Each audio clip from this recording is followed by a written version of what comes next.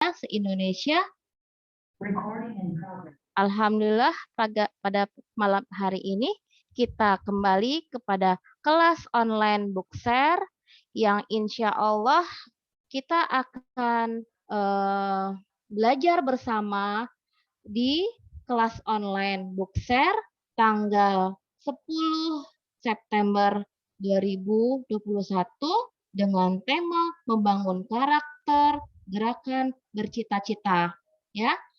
Alhamdulillah pada malam ini ya kita sudah menyempatkan waktu ya untuk bisa bersama-sama menimba ilmu kembali walaupun di penghujung hari ya kita semuanya sudah bekerja keras untuk siswa-siswi kita semuanya.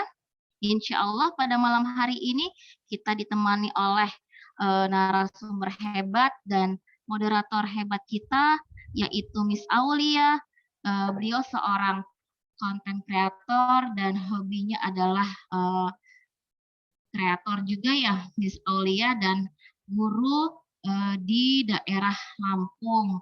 Dan insya Allah kalau seandainya nanti kita sempatkan waktu untuk belajar konten kreator bersama Miss Aulia ya Miss Aulia. Nah baik, tak panjang kali lebar ya kepada Miss Aulia, saya persilahkan untuk memperkenalkan narasumber kita pada malam hari ini. Silahkan Miss Aul. Baik, Bapak saya Suaranya kurang jelas, Miss Aul. Suaranya putus-putus ya. Suaranya jelas, putus-putus, Bu.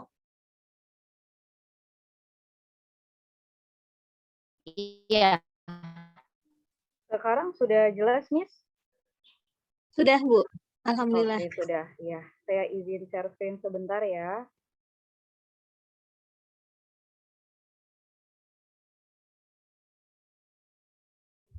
Sudah jelas.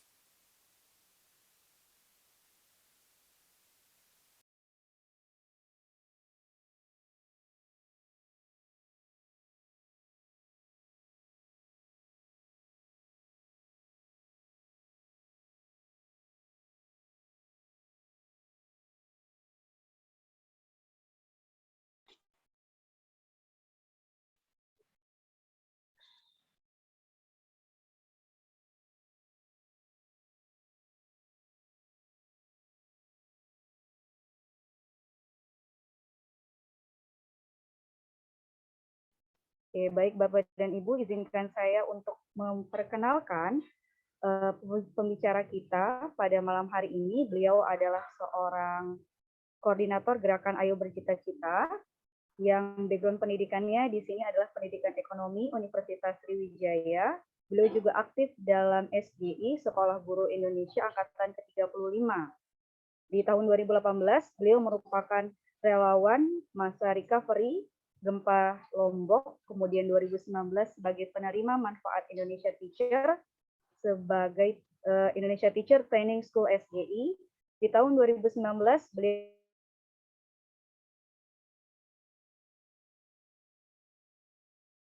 beliau sebagai fasilitator SGI dan di tahun 2019 ini beliau bergabung dengan Dompet Duafa. Kurang lebih selama 2 tahun beliau mendampingi dan mengelola program gerakan Ayo Bercita-Cita. Yang ternyata gerakan ini Bapak dan Ibu sudah tersebar di beberapa wilayah di Indonesia, dari tingkat SD sampai dengan tingkat SMA. Untuk kontaknya Bapak dan Ibu bisa mengontak beliau di juita@dompetduafa.org atau di 0812 7314 5641. Mari Bapak dan Ibu kita sambut bersama pemateri kita, Ibu Juwita Surahmi. Kepada Ibu dipersilahkan. Baik, terima kasih ya Bu Aulia sudah memberikan saya kesempatan untuk berbicara. Sebelumnya, Assalamualaikum warahmatullahi wabarakatuh. Waalaikumsalam warahmatullahi wabarakatuh. Selamat malam Bapak Ibu semuanya. Masya Allah senang sekali ya pada malam ini saya berkesempatan untuk bertemu dengan guru-guru hebat yang katanya dari berbagai jenjang sekolah ya. Kalau biasanya saya mengisi itu kalau SD saja, sekolah SMA saja, dan sekarang Masya Allah digabung gitu dari tingkat SD sampai SMA. Ada juga SMP di sini saya lihat, dan semoga Bapak Ibu yang malam ini memang menyegajakan ya untuk belajar, semoga mendapat pahalanya, di samping juga mendapat ilmunya gitu. Karena memang luar biasa ya, guru-guru masih menyempatkan ketika siang mengajar, malam-malam belajar gitu kan. Itu Masya Allah sangat diapresiasi sekali gitu. Nah, Bapak Ibu tadi kan sudah diperkenalkan ya sama Bu Aulia, saya gitu kan, nama saya Juwita, dan saya di sini ingin berbagi gitu dengan Bapak Ibu tentang gerakan Ayo Bercita-Cita. Awalnya saya dikontak sama Bu Rizka, katanya mau mengajak duet ya untuk berbagi di bookshare-nya Komik Jakarta. Tapi kebetulan karena Bu Rizka ada kegiatan lain sepertinya yang lebih urgent juga, jadi saya sendiri main tunggal ini. Dan semoga apa yang disampaikan sangat bermanfaat untuk Bapak Ibu semuanya. Nah, salawat serta salam semua tetap tercurahkan kepada Nabi Muhammad SAW. Nah, sebentar, saya bisa share screen ya? Bisa. Nah, pada malam hari ini saya akan berbagi pada Bapak Ibu sesuai dengan tema ya, membangun karakter dan gerakan Ayo Bercita-Cita. Jadi di sini saya akan membagikan pengalaman saya tentunya ya, dan saya yakin Bapak Ibu semuanya jauh lebih berpengalaman dari saya, tetapi saya membagikan apa yang pernah saya bagikan juga kepada guru-guru yang lain seperti itu berdasarkan pengalaman saya. Nah, malam hari ini kita akan berbicara tentang membangun karakter melalui bercita-cita. Dan saya yakin sekali Bapak Ibu guru tidak asing lagi dengan kata bercita-cita gitu.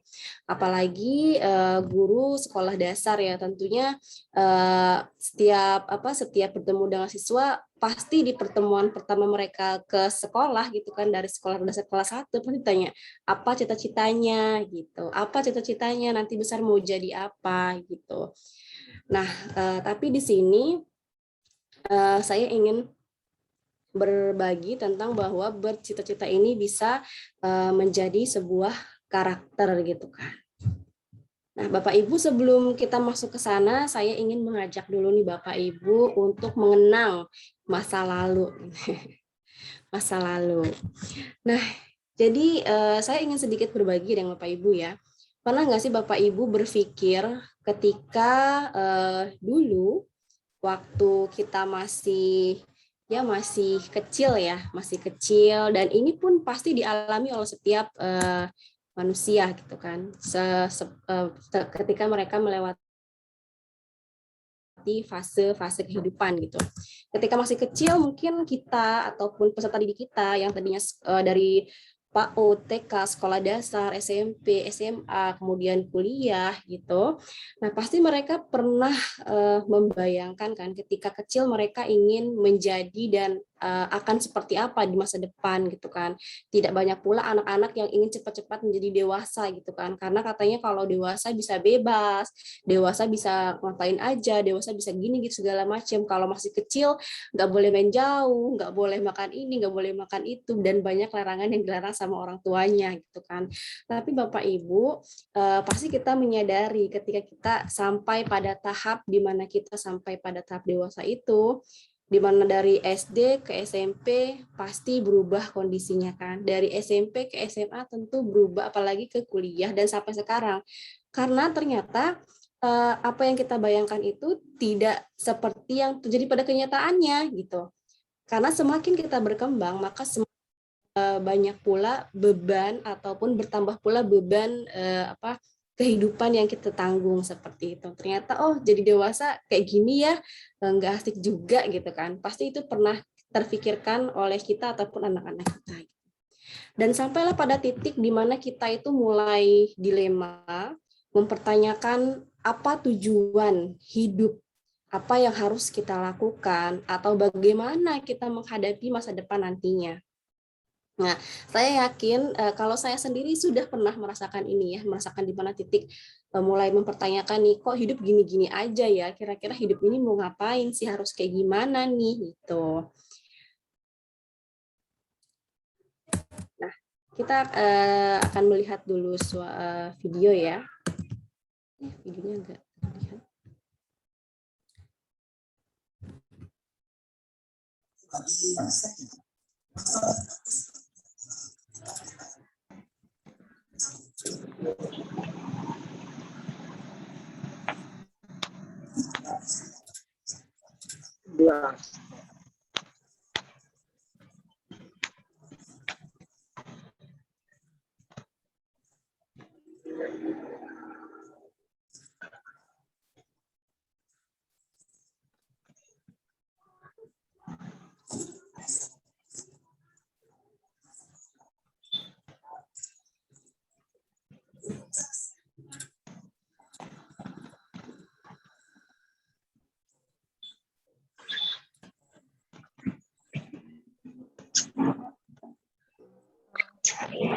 Maaf, emang videonya nggak ada suaranya ya? Atau gimana? Bapak Ibu, ternyata hal-hal yang membuat kita bingung. Nanti kita akan bertemu di fase yang namanya quarter life crisis gitu kan. Dan fase ini pasti akan ditemui oleh setiap orang gitu kan. Tapi tergantung bagaimana orang meminimalisirnya. Dan itu pun terjadi nantinya dengan anak didik kita, peserta didik kita gitu. Ketika mereka nanti lulus SMA misalkan, ataupun mereka lulus kuliah, pasti mereka akan berpikir ketika mereka lulus SMA mereka mau kemana, mereka mau ngapain, mau kerja, kuliah ngambil jurusan apa, atau mau langsung menikah gitu kan, dan itu pasti akan muncul berbagai pilihan-pilihan gitu kan. Nah, hal-hal yang seperti ini biasanya itu disebabkan oleh adanya tekanan dalam eksternal pribadi seseorang itu yang menimbulkan kecemasan dan menyebabkan ketakutan pada masa depan yang pasti. Nah, hal ini yang akan kita minimalisir, Bapak Ibu. Kita akan menarik mundur ke belakang, bahwasannya anak didik kita itu kan dari kecil dulu ya gitu kan. Ketika mereka masih kecil inilah kita harus berinvestasi sesuatu yang bisa bermanfaat untuk mereka bagi masa depan mereka gitu kan. Salah satunya bagaimana anak bisa menghadapi fase atau masa quarter life crisis ini. Kadang kita tuh tidak sadar gitu loh, kita tuh sedang mengalami quarter life crisis gitu kan. Hanya kita cuma ngerasa lagi down aja nih, kita nggak tahu apa yang kita lakukan gitu kan. Padahal yang kita alami saat itu adalah quarter life crisis. Nah, ini gimana caranya kita mengajak anak didik kita yang mumpung sekarang masih SD ataupun sekarang masih SMP, masih SMA, masih bisa lah untuk diajak ataupun dirangkul gitu kan. Supaya ketika mereka pada fase ini, mereka bisa meminimalisir seperti itu. Nah, biasanya tekanan yang muncul itu dia kan ada dua ya, dari internal itu tidak percaya diri pada anak tidak memiliki motivasi atau harapan perubahan dalam pendidikan ataupun karir anak nanti seperti apa. Bisa juga tekanan dari eksternal, itu biasanya desakan dari orang tuanya, melihat kesuksesan temannya gitu kan, atau lingkungan yang tidak mendukung untuk dia berkembang seperti itu. Nah, tekanan ini yang kemudian membuat dia galau gitu. Galau nih, kira-kira nanti aku masa depan kayak gimana ya, masa depan aku ya. Nah, menurut Atwood sendiri dan School ya, bahwasanya quarter life crisis ini adalah sebagai bagian dari gejolak di quarter life period, yaitu sebuah fase perkembangan psikologis yang muncul di usia 18 sampai 29 tahun sebagai transisi antara remaja awal atau adolescence ke fase adult atau dewasa. Jadi memang ini merupakan bagian dari quarter life period seseorang gitu ya, sebagai manusia gitu kan, pasti menemui hal yang seperti ini. Nah, pada fase ini anak-anak itu tuh mulai mempertanyakan apa yang terjadi dalam hidup, apa yang harus dilakukan, mengalami insecurity, keraguan akan diri sendiri, kecemasan, kehilangan motivasi, bahkan kebingungan akan masa depan mereka. Nah, inilah yang harus kita selamatkan dari peserta didik kita. Apa pemicunya? Biasanya yang memicu quarter life crisis itu pertama masa transisi remaja akhir menuju dewasa awal. Kedua, tidak mempunyai persiapan tujuan hidup ketika memasuki usia dewasa. Yang ketiga, tidak bisa menentukan pilihan yang tepat. Nah, sebenarnya apa yang dibutuhkan anak-anak kita ini supaya bisa menghadapi fase yang seperti ini? Anak butuh yang namanya, ini Bapak Ibu, tujuan hidup. Tujuan hidup ini biasanya sering kita gambarkan sebagai cita-cita, sering kita gambarkan sebagai mimpi. Tapi sendiri itu mengartikan tujuan hidup sebagai cita-cita ya, karena kalau cita-cita ini dia afiliasinya itu membuat kita termotivasi untuk mewujudkannya gitu kan, lebih semangat. Tapi kalau mimpi ini terafiliasi oleh otak dengan keadaan tidur gitu kan, semalam saya mimpi apa gitu, semalam saya mimpi apa gitu. Jadi kan kalau tidur kan kita merasa kayak lemas, terus posisi leha-leha gitu kan. Tapi kalau cita-cita berarti menggambarkan, otak kita menggambarkan bahwa kita harus bekerja keras, kita harus memiliki motivasi, dan kita harus mewujudkan cita-cita itu. Gitu. Jadi ini yang dibutuhkan anak didik kita, yaitu tujuan hidup. Nah, kita harus menginvestasikan tujuan hidup ini dari sekarang gitu loh, agar ketika anak memasuki usia dewasa nanti, dia tidak akan terombang-ambing ataupun tidak akan bingung dengan masa depannya gitu. Apa sih cita-cita itu? Nah, jadi kalau menurut Dr. Zaim Ukhrawi ya, beliau adalah inisiator dari gerakan Ayo Bercita-Cita. Faiza azamta fatawakal Allah, berazamlah lalu bertawakal. Azam adalah kehendak yang kuat. Azam adalah bercita-cita. Bercita-cita adalah pengharapan sekarang atas keadaan di masa depan, tidak punya cita-cita atau tidak punya harapan atas keadaan masa depan akan membuat hidup kita tidak terarah. Nah, jadi mari kita jadikan bercita-cita ini merupakan bagian dari karakter yang harus dibangun kepada anak kita gitu kan. Karena bercita-cita ini mendorong anak untuk mempunyai harapan akan masa depan gitu loh. Nah, terus apa sih pentingnya bercita-cita gitu kan? Dan saya yakin Bapak Ibu jauh lebih berpengalaman dari saya tentang cita-cita ini pentingnya bagi anak seperti apa. Tapi saya hanya berbagi ya informasi terkini gitu kan tentang kenapa sih cita-cita ini menjadi penting gitu kan untuk dibangun menjadi sebuah karakter. Nah, pertama Bapak Ibu, kita sudah memasuki tahun 2021, sebentar lagi tahun 2022. Setiap harinya, semakin tahun gitu kan, jumlah penduduk Indonesia semakin banyak gitu. Karena jumlah penduduk Indonesia semakin banyak, maka akses untuk lapangan pekerjaan itu semakin sulit. Kenapa? Karena banyak persaingan. Kemudian harus memenuhi kualifikasi ini, kualifikasi itu, gitu. Dan apakah anak-anak kita akan siap menghadapinya? Itu jawabannya ada di mereka, gitu kan, tergantung bagaimana mereka melewati fase yang tadi saya sebutkan, gitu. Nah, tapi ternyata kebanyakan tidak siap. Kenapa? Coba kita lihat ya, perhatikan saja remaja ataupun anak-anak di sekitar kita, tidak sedikit anak-anak yang awalnya mereka baik-baik saja, tapi ketika mereka remaja, mereka bisa terjerat masalah seperti terjerat alkohol, narkoba, seks bebas, kriminalitas. Ini bukan hal asing lagi di kalangan remaja gitu kan, dan mungkin sudah familiar di kalangan mereka hal-hal yang seperti ini. Nah, coba Bapak Ibu perhatikan remaja di lingkungan sekitar kita saat ini atau di kompleks rumah lah gitu kan, seperti apa sih mereka. Gitu kan. Saat ini tuh banyak sekali remaja yang labil gitu. Nah, itu alasan ya pertama kenapa bercita-cita itu menjadi penting untuk menjadi sebuah karakter gitu kan. Nah, coba saya ingin berbagi ini dikutip dari halaman Hannes Docs ya. Ternyata Ini datanya, remaja Indonesia itu sudah mengenal seks pada usia 12 tahun. Bapak Ibu bayangkan 12 tahun itu berarti kira-kira usia sekolah dasar atau usia SMP. Itu mereka sudah mengenal seks. Jadi apa ya maksudnya itu? Berarti mereka terlalu bebas gitu kan. Nah, kemudian sebanyak 21% usia 12 sampai 17 tahun remaja Indonesia berhubungan seks setiap hari.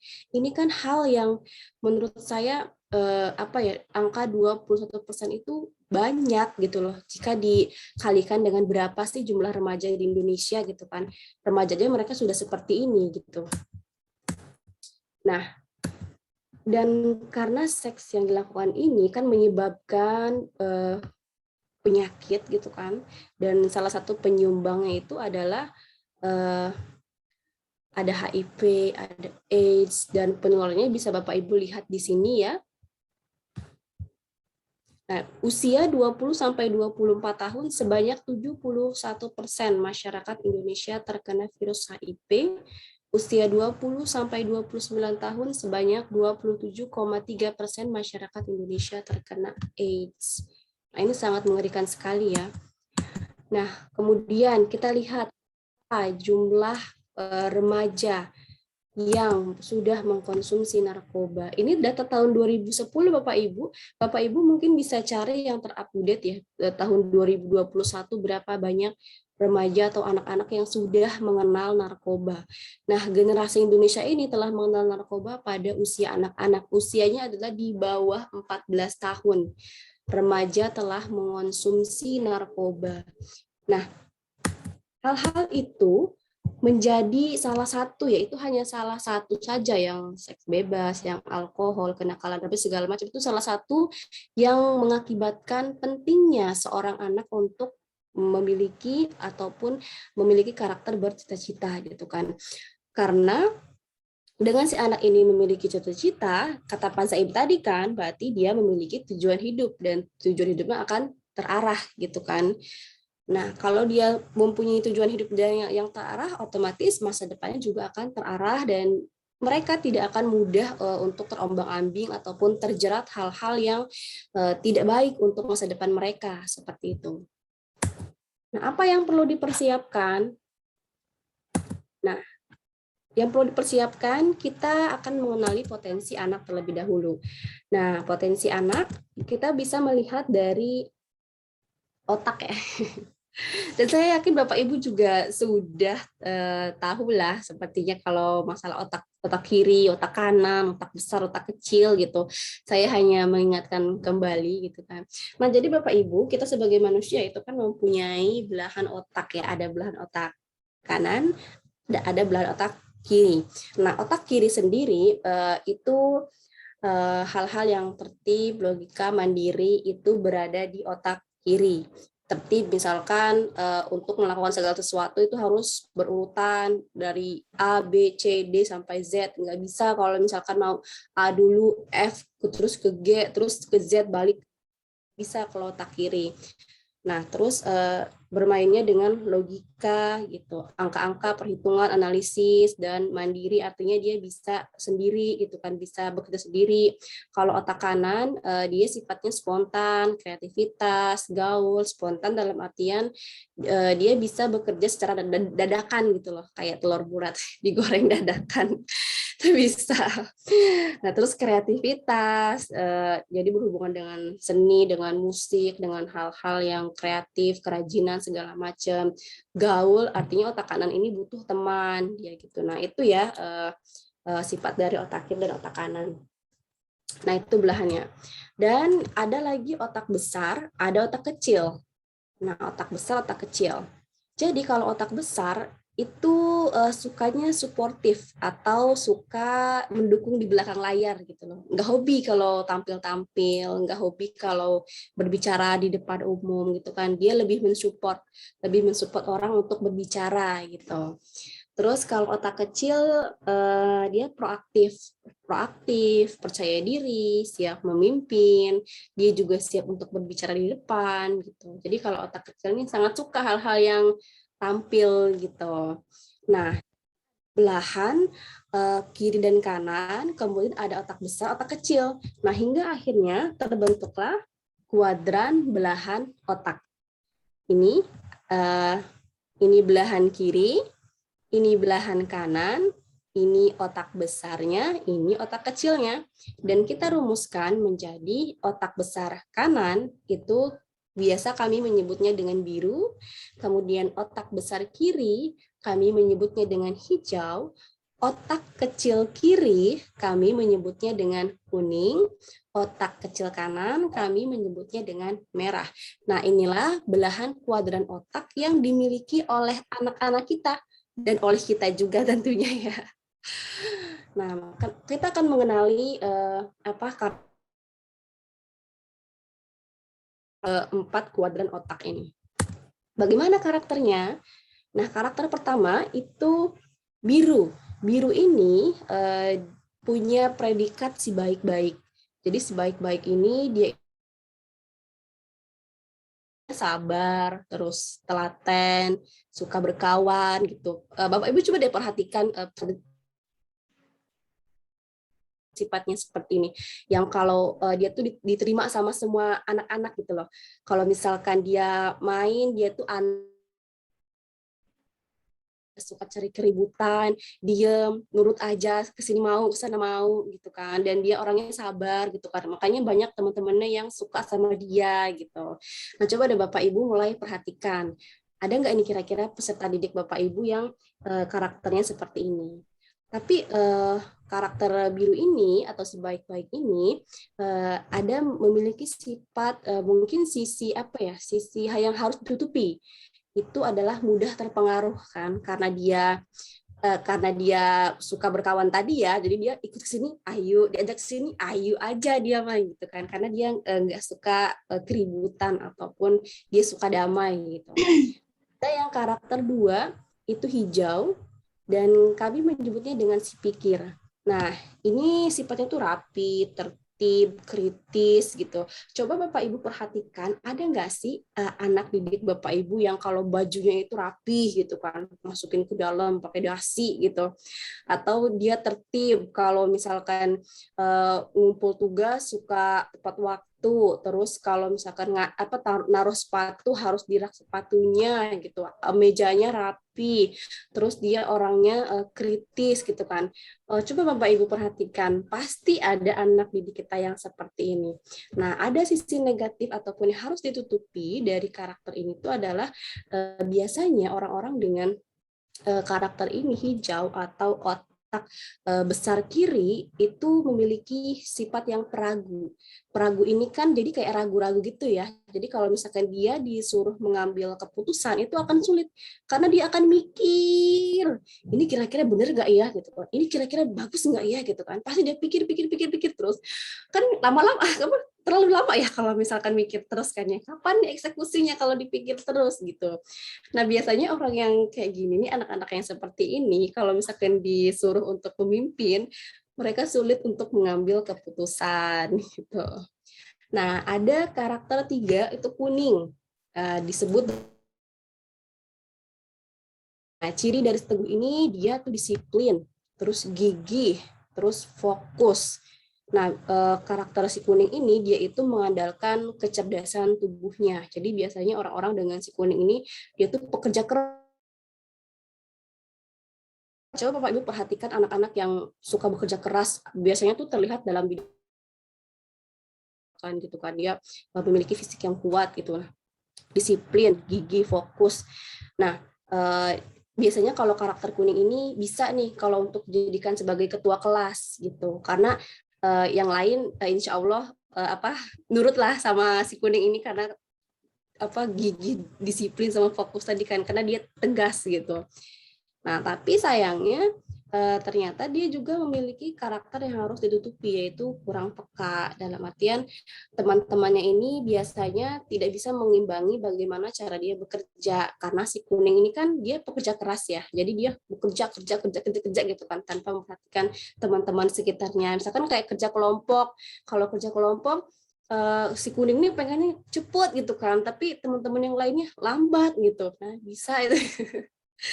Nah, terus yang keempat itu ada karakter merah atau otak kanan kecil, nah, atau si ceria. Nah, ini biasanya anak-anaknya itu kayak antusias. Kalau ada apa-apa dia antusias nih, paling semangat gitu. Terus dia kreatif, bisa bikin apa kayak gitu kan untuk entah gambar, entah nyoret-nyoret bangku sekolah, entah apa itu. Terus dia komunikatif dalam artian dia bisa berkomunikasi dengan orang lain, dia tidak canggung gitu. Nah, biasanya anak-anak dengan karakter merah ini akan menjadi pusat perhatian teman-temannya. Jadi kalau ada dia pasti rame gitu kan. Kalau ada dia ngobrolnya pasti rame itu anak-anak yang ketawa lah, yang apa karakter seperti itu pasti dia dominannya ke merah. Tapi ada juga nih karakter yang harus ditutupi ataupun harus apa ya, diminimalisir sama anak-anak yang seperti ini, moody atau baperan. Jadi mudah bawa perasaan gitu. Kalau misalkan dia nggak mood ya dia nggak mau kerja gitu, nggak mau belajar. Aku nggak mood. Nah, makanya dengan mengenali karakter potensinya ini sebenarnya ini bisa diturunkan juga ke bagaimana cara guru mengajar gitu kan. Cuman karena sekarang bahasanya tentang bercita-cita jadi saya nggak dimasukkan ya cara mengajarnya gitu. Langsung saja ke profesinya nih. Profesi apa nih kira-kira yang cocok nih untuk karakter-karakter ini? Nah, ini gambaran besar ya Bapak Ibu ya. Nanti mungkin bisa diturunkan lagi gitu. Nah, karakter biru ini karena dia orangnya sabar, telaten, gitu, suka berkawan, makanya dia lebih cocok ke pekerjaan yang atau profesi yang melayani gitu kan. Bidang wisata kayak tour guide atau pelayanan, kerajinan, kuliner, lingkungan, tata visual dan suara gitu. Kalau karakter hijau karena dia dominasinya itu berpikir ya, karena dia kritis gitu, maka dia cocok untuk di bidang literasi. Nah, terus perencanaan ini kan butuh data-data analisis gitu segala macam kan. Terus IT segala macam. Nah, kalau karakter 3 si kuning karena dia pekerja keras dan dia juga teguh disiplin, maka dia cocok untuk bekerja di bidang kesehatan. Kayak misalkan kondisi sekarang kan lagi pandemi seperti ini, alhamdulillah ya tenaga kesehatan kita insya Allah sudah berjuang gitu kan, dan mereka teguh gigih gitu kan untuk merawat Indonesia kayak gitu. Terus di bidang kimia, terus teknik, rekayasa konstruksi, olahraga, militer, kemaritiman, ini hal-hal yang membutuhkan fisik ya. Nah, hukum. Nah, kenapa hukum ini masuk ke karakter yang kuning? Karena orang-orang hukum kan dia harus tegas kan, harus fokus. Kalau misalkan pengacara nggak bisa tegas, ya nanti bisa kalah gitu kan ininya kliennya. Kenapa itu orang-orang Batak banyak berprofesi sebagai hukum, karena itu orang-orang Batak kan dia pekerja keras, terus dia juga gigih gitu kan orangnya. Nah, terus ada lagi karakter yang keempat, merah, itu profesi yang cocoknya itu kayak seni, budaya, pop, nyanyi, itu kan arsitektur, grafis, marketing, politik, diplomasi, komunikasi, motivasi, hal-hal yang berhubungan dengan kreativitas, dengan public speaking. Nah, ini cocok untuk karakter-karakter ini.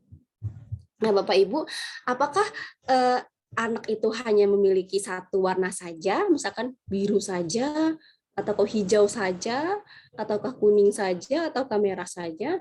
Sebenarnya tidak, Bapak Ibu. Ini hanya kecenderungan.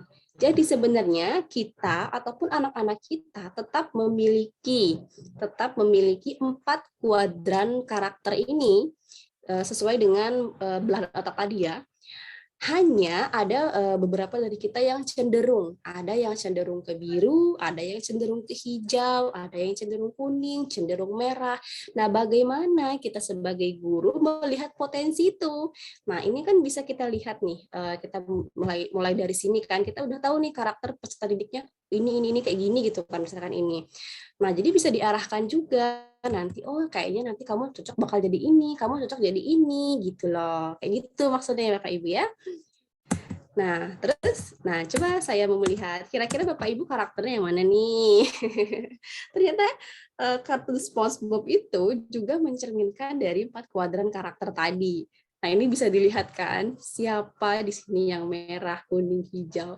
Nah, kalau si Patrick ini kan dia orangnya nurut ya, orangnya mau berkawan gitu kan dengan siapa aja, dan dia tidak suka keributan gitu, yang penting damai. Nah, ini dia dominannya ke biru, dia naif ya kalau bisa dibilang ya. Pokoknya maunya baik-baik saja. Terus ada ini udah kelihatan kan pemikirnya dari bangkrutnya di sini, si Squidward. Dan dia juga rumahnya kan kalau di kartun SpongeBob dia rapi rumahnya gitu kan. Dan dia sukanya tuh yang tertib gitu kalau si Squidward itu. Nah, kalau ini Tuan Crab, ya kita sudah tahu ya bahwa Tuan Crab ini kan pemimpin di Krusty Krab gitu kan ya. Dia pemilik restoran, jadi dia bisa memanajemen ataupun memimpin Squidward sama si SpongeBob dan memimpin restorannya. Terus asis SpongeBob udah tahu lah pasti Bapak Ibu ya, karakternya apa, ceria, udah ceria, dia orang yang antusias gitu kan. Kalau ada kegiatan di Krusty Krab dia yang paling antusias, pokoknya yang paling rame gitu, yang paling kalau ngomong paling bisa gitu. Nah, kira-kira Bapak Ibu yang mana nih? Nah, oke. Nah, dari kuadran karakter tadi, 4 kuadran karakter tadi itu bisa diturunkan menjadi, nah ini dia, karakter sukses.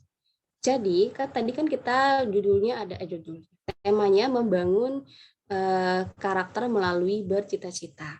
Nah, bercita-cita ini harus ditopang oleh 4 karakter lainnya. Dan karakter ini merupakan turunan dari kuadran karakter yang sudah dijelaskan tadi. Kayak bersyukur. Bersyukur ini dia adalah si biru ataupun karakter biru yang mana dia kayak sabar gitu kan, kayak bersyukur, menerima, legowo. Nah, ini bersyukur identik dengan mendekatkan diri kepada Allah kayak gitu, menerima apa yang sudah ditakdirkan. Nah, ini butuh nih dalam bercita-cita pun butuh untuk kita selalu bersyukur gitu kan. Bercita-cita artinya kan ini butuh perencanaan ya, perencanaan gitu kan. Kenapa dia masuknya hijau bercita-cita itu? Butuh perencanaan, butuh analisis, kira-kira nanti kalau mau jadi ini harus apa yang harus dilakukan, mata kuliah apa yang harus ambil jurusan apa, mau kemana. Dan cita-cita ini tidak hanya bisa dengan kita bersyukur atau mendekatkan diri kepada Allah saja, atau kita memiliki cita-cita saja, tapi anak juga harus bekerja keras. Nah, bekerja keras ini kan adalah cerminan dari si kuning tadi kan ya, si kuning tadi yang gigih, fokus, teguh gitu kan, dan dia mengerahkan kemampuan fisiknya, bekerja keras dia gitu kan, karena bekerja keras ini kan identik dengan fisik ya. Bagaimana caranya dia bekerja keras untuk mewujudkan cita-citanya. Nah, selain dia bekerja keras, anak juga harus bisa bekerja sama. Bekerja sama dalam artian dia harus bisa membangun komunikasi dan relasi dengan orang lain, karena dalam mewujudkan cita-cita itu kita tidak bisa sendiri. Tentu kita butuh informasi, kita butuh wawasan, kita butuh orang, butuh masukan gitu kan. Nah, yang terakhir ini berhijrah. Berhijrah ini sebenarnya sama masuk dalam kuadran biru ya. Berhijrah ini sebenarnya kayak anjuran kan, sebenarnya kan anjuran dari kita sebagai umat muslim juga dianjurkan untuk berhijrah jika kita berhijrah itu menjadi lebih baik. Misalkan kayak yang Rasulullah berdakwah di Mekah berapa puluh tahun tapi tidak ada perkembangan dan hanya beberapa saja yang masuk Islam, maka Allah memerintahkan Rasulullah untuk berhijrah ke Madinah, dan ketika di Madinah Islam berkembang begitu pesat. Begitupun dengan anak peserta didik kita. Nggak apa-apa Bapak Ibu memotivasi anak peserta didik kita untuk kuliah misalkan di luar daerah, atau untuk mengambil SMA di daerah lain, atau untuk mengambil SMA di pondok pesantren aja gitu, atau kemana gitu, nggak apa-apa. Biarkan anak-anak untuk berhijrah gitu kan, karena berhijrah pun merupakan salah satu sunnahnya Rasulullah gitu. Nah, inilah karakter sukses yang harus dimiliki oleh anak didik kita. Nah, kenapa sih saya mengambil tema ini, karena untuk anak menuju sukses itu anak akan melalui fase-fase tadi kan, fase-fase dari dia kecil, kemudian SD, SMP, SMA, kuliah gitu kan, dan pada fase itu anak akan mengalami yang namanya remaja. Pada fase remaja mereka akan bertemu dengan berbagai hal yang bisa mempengaruhi mereka, baik segi lingkungan maupun segi internal mereka gitu kan, desakan dari orang tuanya segala macam, dan kita tidak pernah tahu tekanan apa yang terjadi pada anak peserta didik kita gitu kan. Ketika dia tidak kuat, mereka akan tergelincir dengan entah itu alkohol, narkoba, segala macam. Terus ketika mereka dewasa juga mereka akan bertemu dengan quarter life crisis gitu kan, dan ketika mereka tidak punya tujuan, nah mereka akan mudah terpengaruh. Nah, itulah kenapa cita-cita ini harus dibangun kepada anak peserta didik kita. Harus, karena cita-cita, kata Pak Zaim tadi, merupakan gambaran pengharapan sekarang atas di masa yang akan datang, biar nanti anaknya nggak galau nih sama nanti aku masa depan mau ngapain, aku mau kemana, aku mau jadi apa gitu. Nah, sebenarnya kalau di GAB sendiri itu ada programnya Bapak Ibu, tapi saya hanya memperkenalkan saja ya. Nah, kalau di level SD itu ada yang namanya SMS bercita-cita atau 10 menit sepekan bercita-cita. Nah, kalau di level SMP ada buku gambar cita-cita sama kelompok cita-cita. Jadi, kalau di level SD ini guru yang kami bina itu adalah wali kelas biasanya.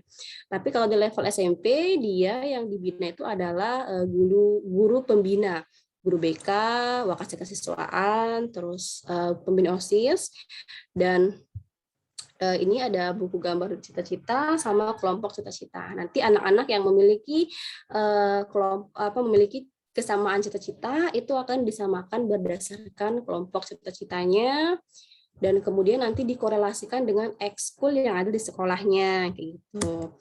Di tingkat level SMA juga sama, dia ada buku gambar cita-cita, kelompok cita-cita, tapi di level SMA itu akan ada proyek cita-citanya seperti itu. Nah, sama juga kalau di level SMA itu guru yang dibina itu guru pembina OSIS, guru BK, sama wakasih kesiswaan. Nah, terakhir kalau untuk yang level SMA ini ya GAB sudah bekerja sama dengan pemerintah Dinas Provinsi NTB, pelatihan untuk guru-guru SMA SMK di NTB, implementasi GAB di sana gitu.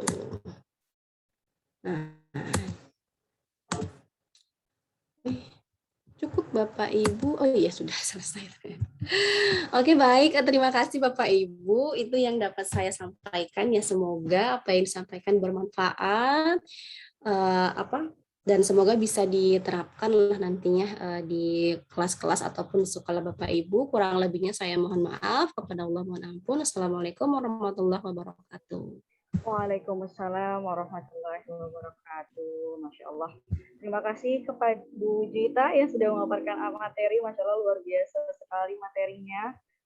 Saya jadi sebagai seorang guru gitu ya, sebagai seorang wali kelas, jadi nambah insight nih Bu Juwita terkait ternyata karakter anak itu kita juga perlu tahu gitu ya, dari sisi karakteristik otaknya, apakah dia masuk ke otak kanan, otak kiri, atau otak kecil dan otak besar. Oke, baik Bapak dan Ibu, dipersilahkan yang ingin bertanya mungkin ke Ibu Juwita terkait materi membangun karakter dan gerakan Ayo Bercita-Cita. Bisa raise hand ataupun mungkin bisa menuliskan di kolom chat seperti itu.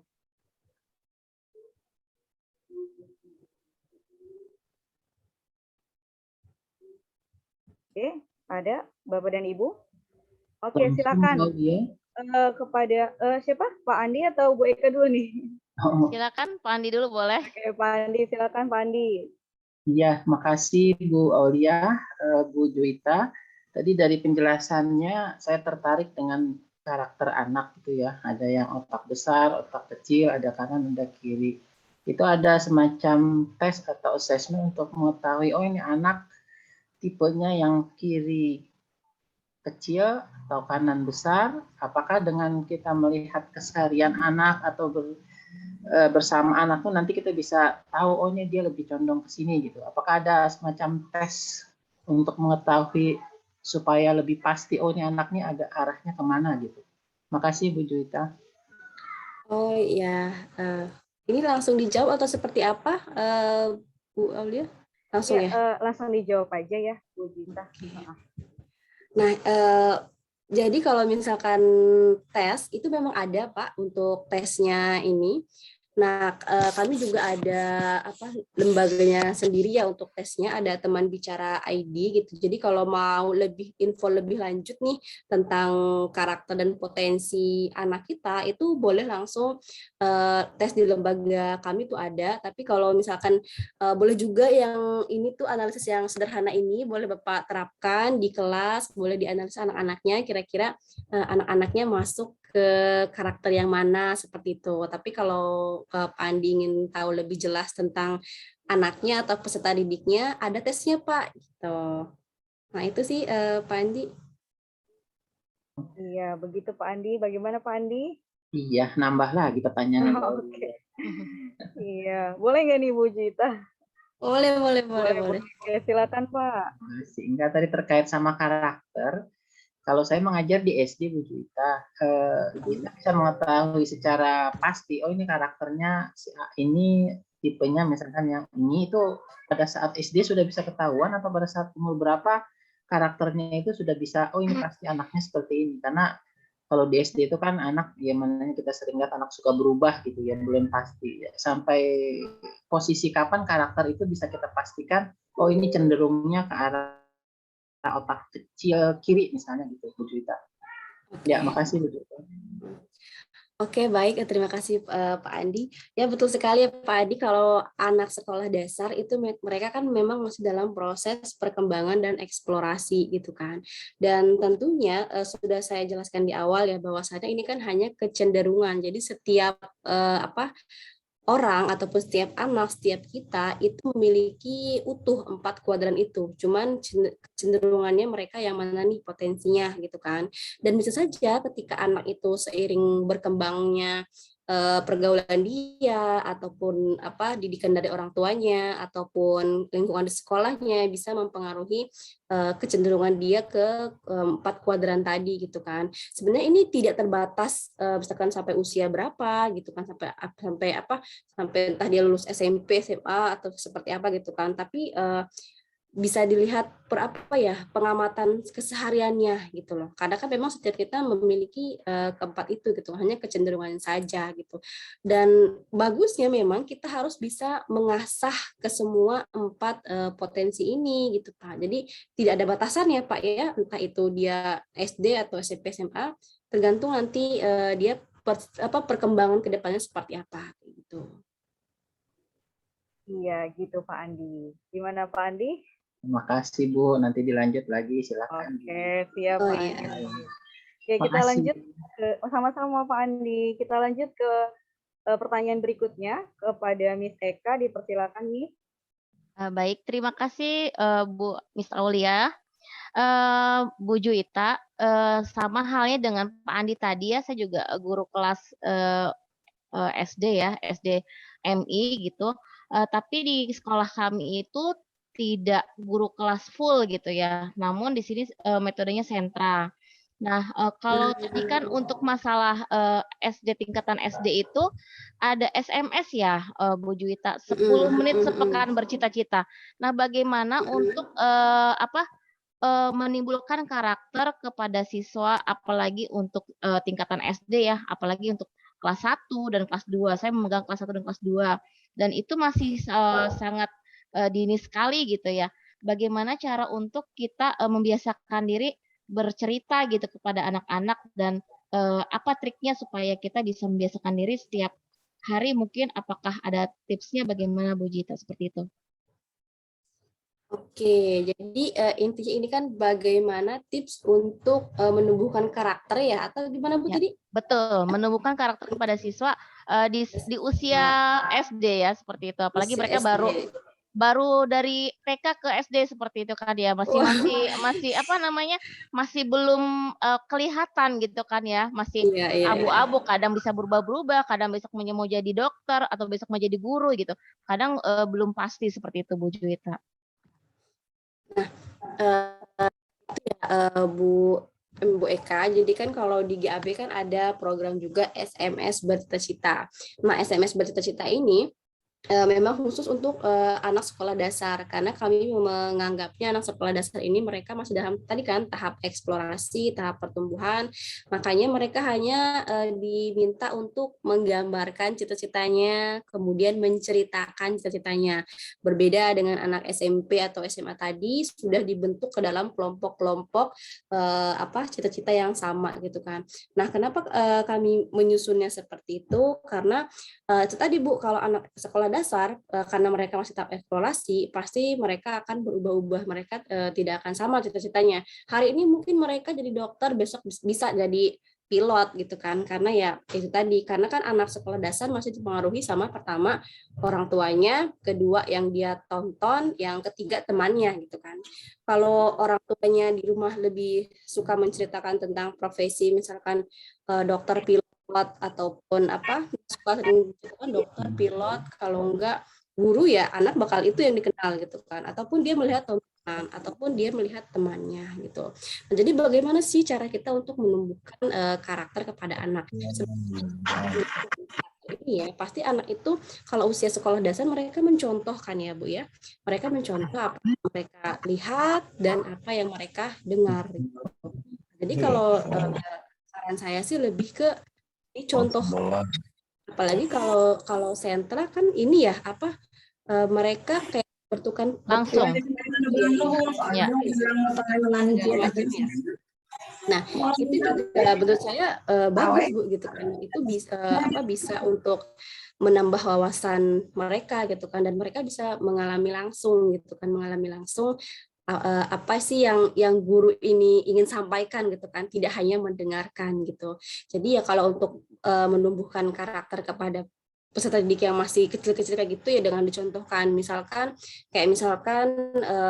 untuk suruh mereka menginstruksikan menyusun sepatu di rak sepatu, tidak hanya kita berbicara nanti sepatunya disusun di rak sepatu ya yang rapi, tapi kan harus dicontohkan, anak-anak ayo ikuti ibu menyusun sepatu ini di rak sepatu, baru mereka mengikuti gitu. Begitupun kalau kita ingin menumbuhkan ataupun mencontohkan ya karakter-karakter yang lainnya. Nah, kalau untuk kuadran karakter sendiri balik lagi kepada yang tadi, bahwasanya ketika masih sekolah dasar memang masih bisa berubah-ubah ya mereka dominannya kemana gitu kan. Tapi kalau misalkan ingin tahu lebih pasti bisa juga dengan tes gitu ya Bu ya. Gitu. Seperti itu sih Bu Eka. Bu Juwita mau tanya lagi nih, kalau Boleh. seandainya di Bu Juwita sendiri ya untuk anak didiknya ya, kira-kira ketika untuk melaksanakan program SMS ini dilakukan setiap hari, apa bagaimana gitu kan? Kalau seandainya kan kalau di saya itu setiap hari kan saya bukan bidang bahasa Indonesia ataupun mapel lain ya, kalau seandainya ranahnya berbeda gitu kan, saya guru matematika, tapi ketika saya ingin menyampaikan tentang gerakan Ayo Bercita-Cita ini, apakah baik gitu ya seperti itu. Terus kira-kira kalau seandainya dilaksanakan itu kelanjutannya seperti apa? Apakah setiap hari ataukah 1 bulan sekali atau bagaimana Bu Juwita seperti itu? Oke, baik. Terima kasih Bu Eka. Nah, jadi inilah ya kenapa saya bilang tadi bahwasannya kalau pembahasan program itu memang panjang ya, harus ada bahasan lain dan berbeda antara SD, SMP, SMA. Nah, kalau SD itu sendiri kan kami programnya adalah SMS Bercita-Cita. SMS ini singkatan dari 10 menit sepekan bercita-cita. Apa syarat wali kelas ataupun guru yang ingin menerapkan program ini, guru atau wali kelas harus menyisihkan waktu 10 menit sepekan. Hanya 10 menit sepekan. Misalkan setiap hari Jumat, setiap hari Sabtu, atau setiap hari Senin, wali kelas menyisihkan waktu 10 menit satu pekan di akhir pelajaran. Gitu. 10 menit satu pekan di akhir pelajaran untuk kegiatan ini. Itu ada 3 tahap, Bu. Tahap pertama itu tahap kita menumbuhkan kesadaran anak-anak bercita-cita. Itu bisa melalui cerita, melalui contoh, melalui dongeng, melalui motivasi ya kepada peserta didik kita. Terus yang tahap kedua itu menggambar cita-cita. Jadi kalau pekan pertama itu menumbuhkan kesadaran, pekan kedua menggambar cita-cita. Nah, tetap waktunya sama 10 menit, nanti pekan ketiga 10 menit juga, anak secara bergiliran, misalkan satu hari 2 orang gitu kan, menceritakan cita-citanya sampai nanti semua anak ini kebagian ataupun mempunyai kesempatan untuk menceritakan cita-citanya. Jadi tidak hanya 1 hari 2 hari, tapi program SMS bercita-cita ini berkelanjutan Bu, setiap pekannya sampai nanti seluruh siswa sudah menceritakan cita-citanya, dan ketika sudah selesai semuanya bercerita, maka kembali lagi ke siklus awal.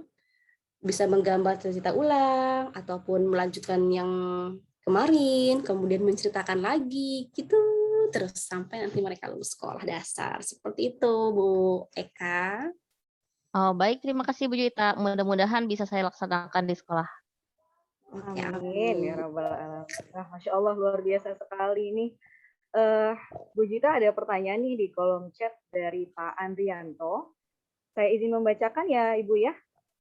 Oh, Ya. boleh. Kalau latihan berperan sebagai apa, jadi apa, apakah ini bisa menguatkan cita-cita? Kemudian pertanyaan yang kedua, bolehkah orang tua memaksakan cita-cita seperti keinginan orang tua? Maksudnya memaksakan cita-cita kepada anak mungkin, Bu. Apa yang mau orang tua itu, anak-anak harus menjadi itu. Nah, itu bagaimana, Bu?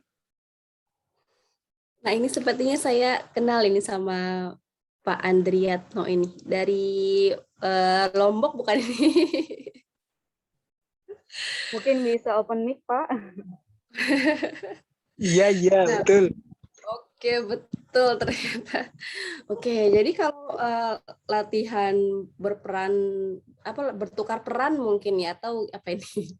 Latihan bertukar peran ini bisa juga dia menjadi salah satu tahapan dalam menumbuhkan kesadaran bercita-cita yang nantinya bisa menguatkan dia untuk menjadi apa. Misalkan kalau di sentra kan kalau misalkan jadi dokter ada ya khusus ruang untuk kayak peralatan-peralatan kedokterannya apa gitu, masak-masaknya gitu kan. Jadi anak bisa memakai peran itu gitu kan untuk mendalami kalau dokter itu kayak gini pakaiannya, kayak ini teleskopnya gitu. Ataupun ketika mereka jadi chef, mereka diajak masak-masak atau pakai baju chef gitu kan. Ya. Nah, hal-hal yang seperti itu justru akan lebih menguatkan nanti mereka lebih cenderung kemana nih minatnya gitu kan, apa ke misalkan dia berperan sebagai dokter, apakah dia ingin nantinya menjadi dokter, ya itu juga bisa melalui perantara itu gitu loh.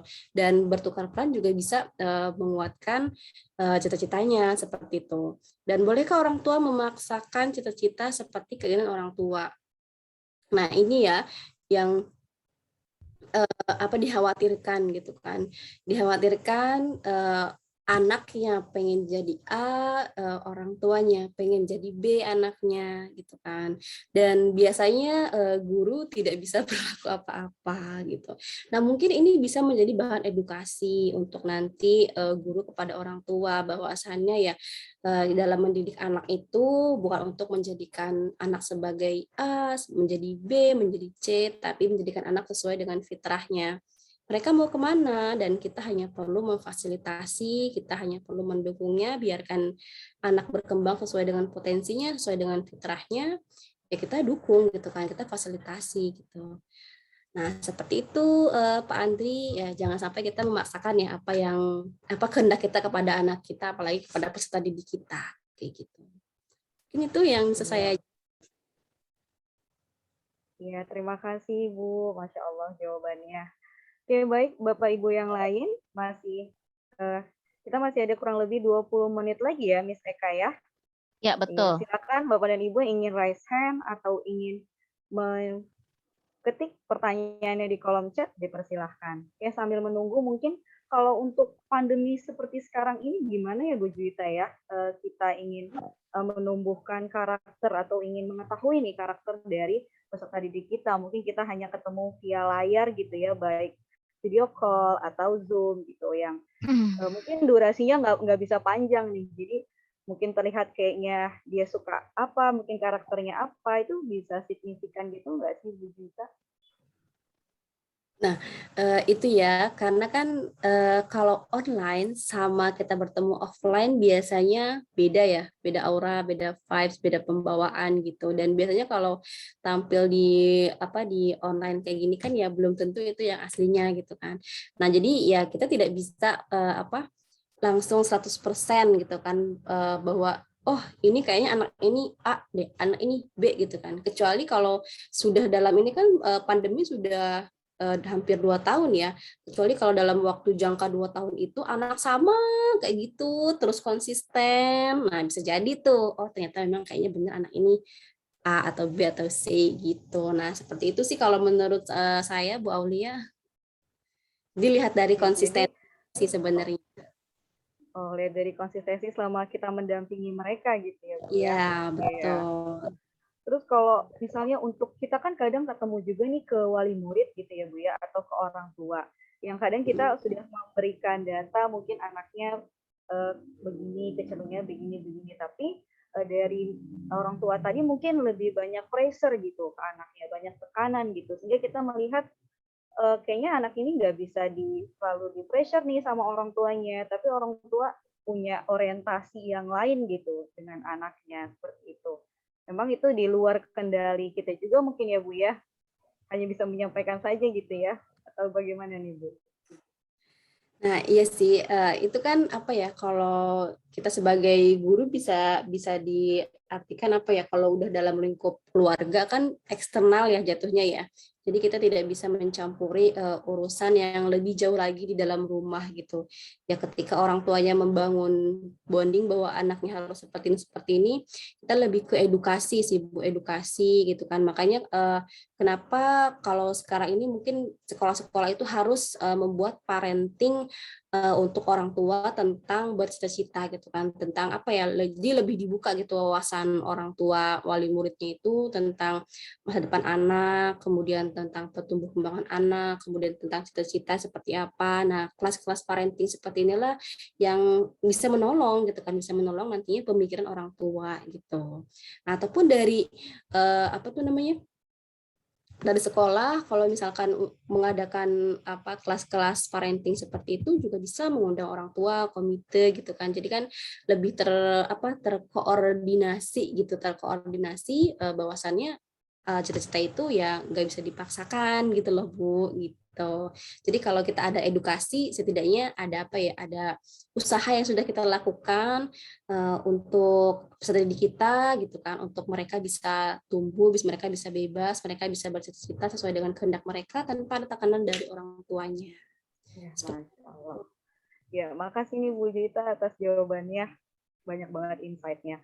Baik, ini udah ada yang raise hand dari Bu Windarsi. Silakan Bu Windarsi, open mic Bu.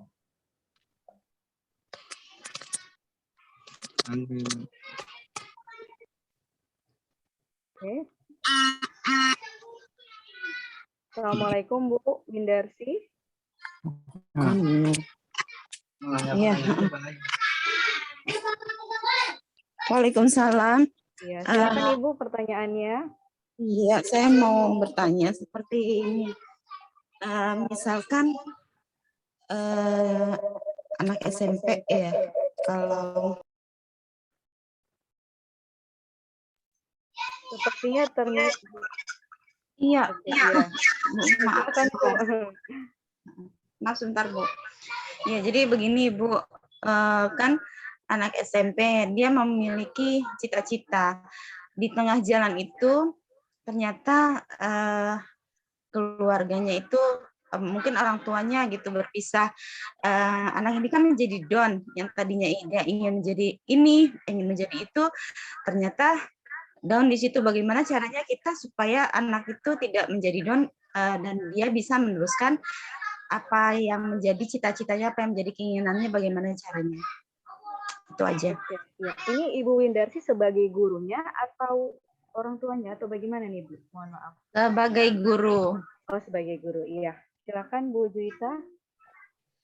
Oke, sebenarnya anak-anak yang dengan broken home memang lebih apa ya, memiliki kecenderungan untuk mungkin nantinya bermasalah gitu kan, dalam artian tidak semuanya gitu kan, tapi jika anak ini terlarut dan tidak bisa teralihkan dengan hal yang positif gitu.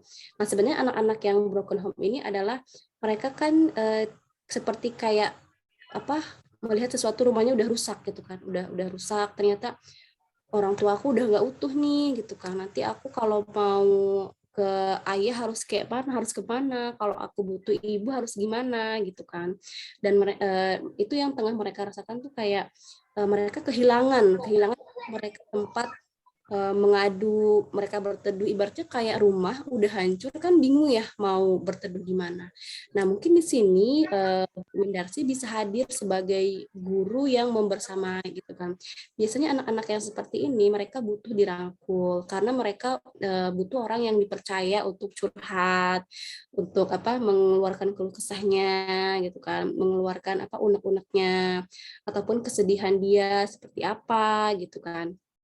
Karena tidak semuanya ya anak itu bisa bercerita lepas kepada orang-orang tertentu, kecuali kalau anak ini percaya. Maka hal yang harus pertama dilakukan ya ambil hatinya, buat anak itu percaya kepada kita, dan kita bisa apa, mulai mengarahkan anak itu. Kalau anak itu sudah percaya dengan kita ya, dia akan bercerita dengan sendirinya, dia akan meminta pendapat dengan kita gitu kan. Makanya hal yang pertama yang perlu kita lakukan, hadir di setiap dia ada masalah ataupun dia ada apa, membutuhkan kita, kemudian jadilah orang yang dipercaya sama dia gitu kan. Karena anak-anak yang dengan broken home itu akan sulit untuk menerima orang baru dan apa, percaya dengan suatu hubungan gitu kan. Karena dia udah melihat sendiri bahwasanya hubungan antara orang tuanya saja sudah selesai gitu loh. Bagaimana dengan hubungan dia dengan orang lain yang tidak ada hubungan keluarga. Seperti itu sih menurut saya, Bu Windarsi. Ya, bagaimana Bu Terima Windarsi? kasih. Iya, terima kasih, Bu. Semoga bisa menjawab ya. Ya, amin. Baik, Bapak dan Ibu, dipersilahkan kembali. Jika ada yang ingin raise hand, silakan raise hand. Jika ada yang ingin memberikan pertanyaan melalui kolom chat, dipersilahkan. Miss Aul, seperti tadi ada yang bertanya di kolom chat, silahkan. Ya, yang di saya belum muncul, Miss bisa bacakan mungkin? Saya bacakan ya di sini. Iya, boleh. Apa saja atau siapa saja yang berperan dalam gerakan cita-cita anak-anak ini khususnya SD? Bagaimana caranya? Dari Bu Siti Rahma. Oke, maksudnya berperan dalam gerakan Ayo Bercita-Citanya atau berperan yang menyukseskan programnya nih? Nah, coba silakan Bu Siti Programnya kali ya. Nur Hasanah, coba mungkin ada yang mau dijelaskan kembali atau tambahkan Bu Siti Nur Hasanah. Bismillahirrahmanirrahim. Begini Bu, tadi saya sudah menyimak ya. Di situ kan ada gerakan namanya Ayo Bercita-Cita. Saya sudah gabung Bu, cuma masih awalun.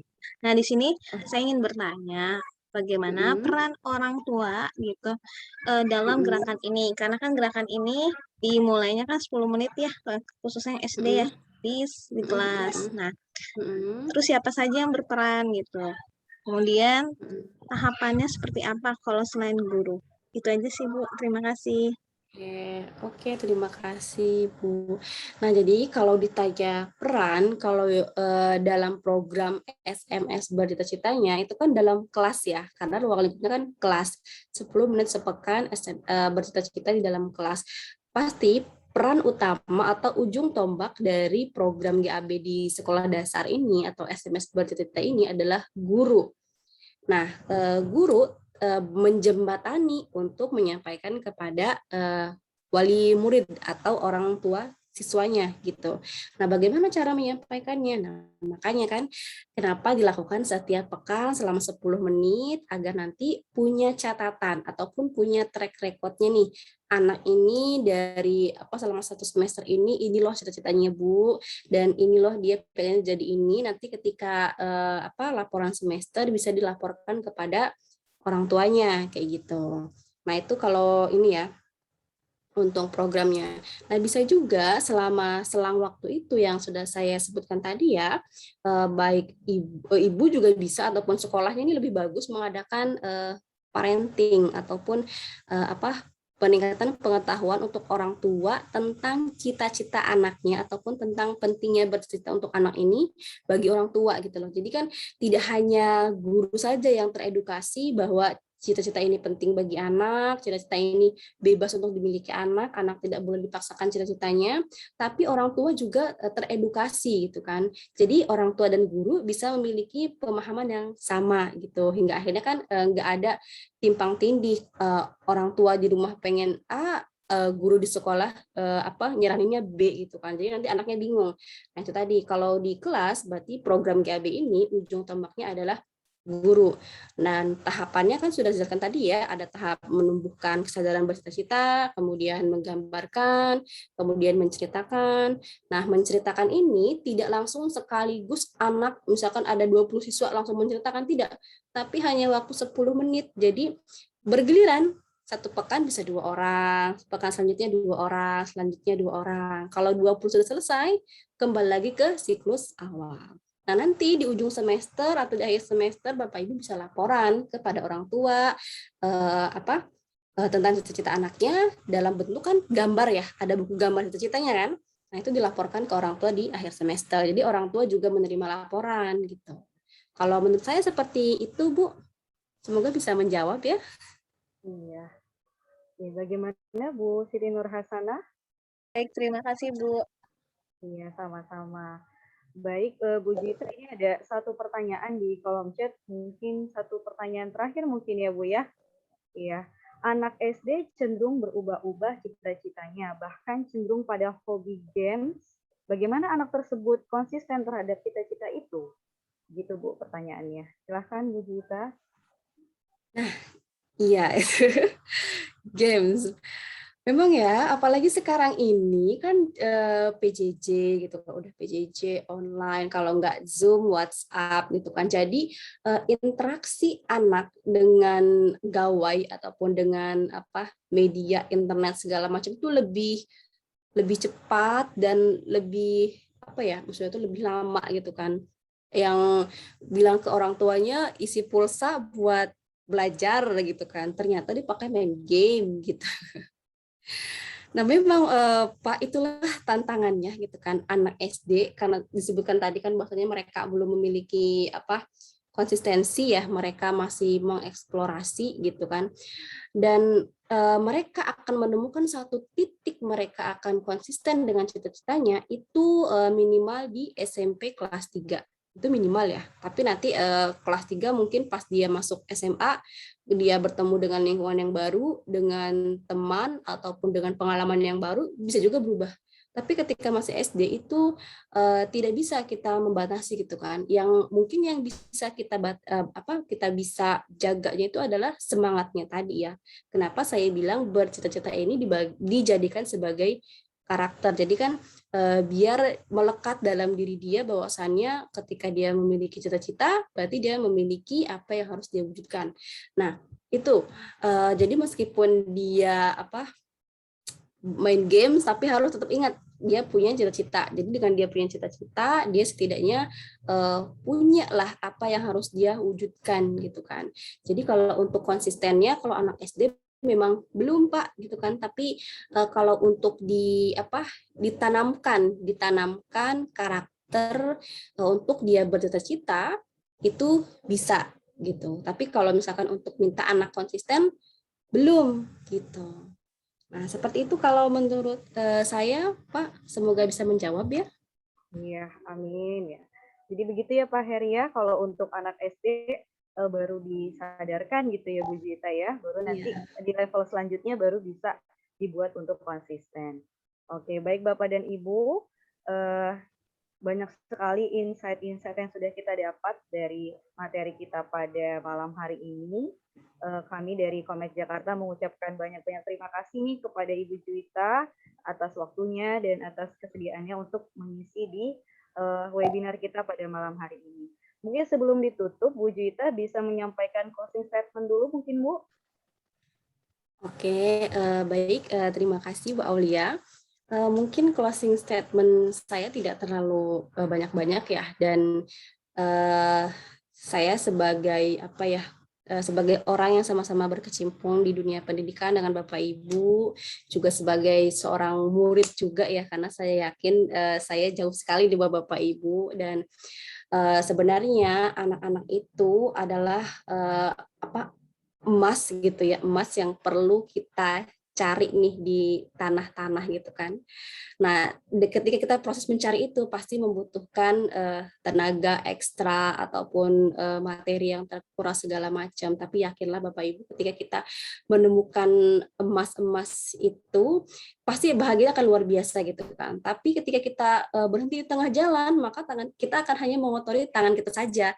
Emas tidak dapat, tangan kotor, lelah iya. Jadi jika kita ingin menjadikan anak-anak didik kita sebagai emas, berpotensi menjadi emas, maka totalitaslah dalam mengajar mereka, totalitaslah dalam mendampingi mereka, totalitaslah dalam mendampingin mereka untuk meraih cita-citanya. Karena kalau setengah-setengah, kita hanya akan mendapat lelahnya saja. Dan saya sangat mengapresiasi sekali Bapak Ibu pada malam hari ini, sangat luar biasa, antusias, dan masih semangat belajar meskipun sudah malam gitu ya. Dan semoga semangat Bapak Ibu ini tetap terjaga dan menjadi amal soleh Bapak Ibu semuanya, karena guru kan tidak hanya mengajar ya tugasnya, tapi belajar. Cukup mungkin dari saya, Bu Aulia. Terima kasih. Ya, baik, terima kasih Bu Juwita atas closing statement-nya. Baik Bapak dan Ibu, tibalah kita di penghujung sesi webinar. Namun sebelum itu, saya ingin menyampaikan sedikit terkait dengan beberapa insight yang mungkin sudah kita dapat pada malam hari ini. Bercita-cita adalah karakter yang harus dibangun. Karakter ini mendorong anak untuk semangat mempersiapkan dan meraih kesuksesan di masa depan. Faiza azamta fatawakkal 'alallah. Urgensi untuk meraih cita-cita yang pertama yaitu jumlah penduduk di masa depan akan semakin bertambah dan persaingan tentunya akan semakin tinggi. Realita atau masalahnya yaitu saat ini remaja lebih sering terjerat ke hal-hal yang menyimpang, baik itu penyimpangan sosial bahkan kriminalitas. Dan banyak penyakit-penyakit yang mungkin bisa dirasakan oleh generasi ke depan seperti HIV, dan lain sebagainya. Banyak hal yang harus kita persiapkan, mulai dari kenali potensi anak kita, baik dari sisi otaknya, dan yang kedua adalah kita mulai membangun kesadaran untuk bercita-cita, yaitu dengan cara menumbuhkan kesadaran, membuat anak mau untuk menggambar atau memvisualisasikan cita-citanya, dan yang terakhir adalah menstimulus anak untuk mau menceritakan seperti apa sih keunikan atau kehebatan dari cita-citanya di masa depan. Demikian, saya akhiri. Mohon maaf apabila ada kesalahan. Billahi taufiq wal hidayah. Wassalamualaikum warahmatullahi wabarakatuh. Saya kembalikan kepada Miss Eka. Kepada Miss Eka, dipersilahkan. Baik, terima kasih Miss Aulia. Terima kasih Bu Juwita yang pada malam hari ini alhamdulillah banyak sekali ya ilmu yang kita dapatkan. Bagaimana kita bisa menerapkan dari sekarang ya kepada siswa-siswi kita di sekolah untuk menumbuhkan karakter, bagaimana supaya kita menjadi orang ya, bagaimana kita menjadi orang hebat pada saat masa depan nanti, karena sekarang ini kan bersaing ya, kalau kita tidak dari sekarang untuk memikirkan apa cita-cita kita nanti, apalah daya mungkin jadi orang yang biasa-biasa saja seperti itu. Baik, Bapak Ibu guru hebat pada malam hari ini yang sudah hadir, silahkan mengisi atau mengklik link presentasi Bookshare dan silahkan untuk mengisi juga evaluasi untuk kelas online malam hari ini. Mungkin ada yang ingin disampaikan Miss Aulia atau mungkin pekan depan ada informasi terkait tentang kegiatan kelas online berikutnya? Mungkin dari Miss Siti Nur Hasanah mungkin Miss ada tambahan mungkin. Kalau dari saya cukup sih Miss. Baik, nanti saksikan saja di WA Grup Komet dan IG Komet Jakarta ya Bapak Ibu. Boleh juga di follow ya. Silahkan. Kemudian Untuk info selanjutnya silakan terus pantengin aja grup WA Kalmet Jakarta dan IG-nya. Terima kasih. Baik, terima kasih Bu Siti Nurhasana dan Miss Aulia serta Ibu Juwita sebagai narasumber kita yang hebat pada malam hari ini.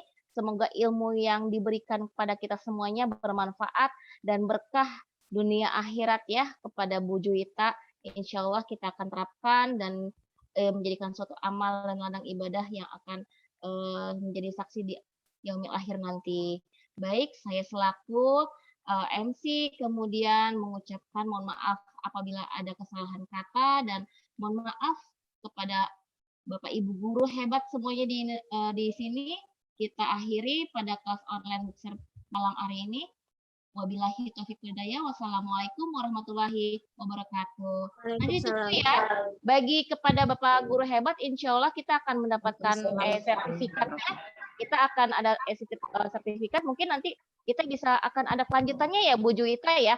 Mudah-mudahan kita akan ada kelanjutannya untuk kelas untuk gerakan bercita-citanya yang untuk syarat sebagai guru yang bisa nanti melaksanakan gerakan bercita-cita seperti itu. Baik, Bapak Ibu guru hebat, selamat malam dan salam sehat selalu, jaga kesehatan, kemudian prokesnya jaga. Ketika mudah-mudahan kita berdoa semuanya, kita bisa tatap muka bersama siswa-siswi kita agar bisa menerapkan kegiatan ayo bercita-cita. Baik, assalamualaikum warahmatullahi wabarakatuh. Sampai jumpa di kelas berikutnya. Terima kasih kehadirannya. Terima kasih Bu Juwita, terima kasih Bu Aulia, Bu Eka, barakallah. Minggu depan Bookshare, minggu depan studi kasus ya insya Allah. Pokoknya yang masih di sini pantengin aja. Silakan mau foto juga boleh ya, yang mau on kamera. Yuk, 1, 2, 3 silahkan. Boleh dinyalakan. Kita foto bersama dulu ya Bapak Ibu guru. Ya, yang bisa untuk on. Saya moto jadi nggak usah. 1, 2, 3 cheese. Maunya bau ijan, bahaya ini curiga. Oke, terima kasih Bapak Ibu. Saya izin end meeting ya. Selamat beristirahat semuanya. Baik, selamat Terima kasih. weekend Bapak Ibu guru. Terima kasih Bu Aulia, terima kasih Bu Jita, Bu Eka, Pak Andi. Ya, sama-sama Semuanya. Barakallah. Bu Ita Suri, gimana? Foto lagi. Ya, terima kasih Bu Ita. Semangat teman-teman, semangat. Barakallah. Ya. Terima kasih Bu Juwita. Oke, 1, 2, 3 saya end meeting agar semua istirahat. Bye. Terima kasih banyak. Keren acaranya. Makasih banyak Bu Jita ilmunya. Terima kasih ilmunya. Sama-sama.